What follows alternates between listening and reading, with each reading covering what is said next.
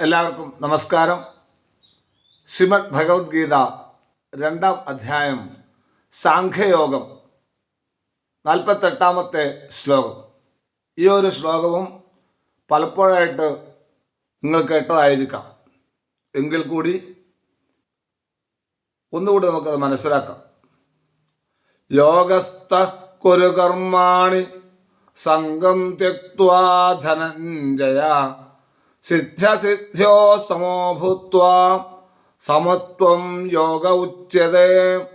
ധനഞ്ജയ, സംഗം ത്യക്ത്വാ സിദ്ധ്യസിദ്ധ്യോ സമഃ ഭൂത്വാ യോഗസ്ഥഃ കർമാണി കുരു സമത്വം യോഗ ഉച്യതേ. അല്ലയോ അർജുന, ആസക്തി ഉപേക്ഷിച്ച് ജയത്തിലും പരാജയത്തിലും ചിത്തത്തിനെ സമനിലയിൽ നിർത്തി ബ്രഹ്മനിഷ്ഠനായി കർത്തവ്യ കർമ്മങ്ങൾ ചെയ്യൂ.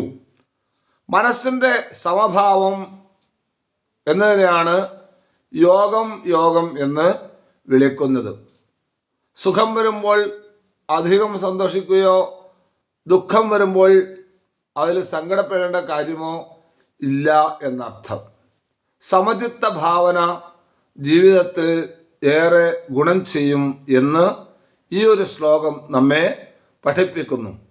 യോഗസ്ഥ കുരു കർമാണി സംഗം ത്യക്ത്വാ ധനഞ്ജയ സിദ്ധ്യസിദ്ധ്യോ സമോ ഭൂത്വാ സമത്വം യോഗ ഉച്യതേ. നന്ദി, നമസ്കാരം.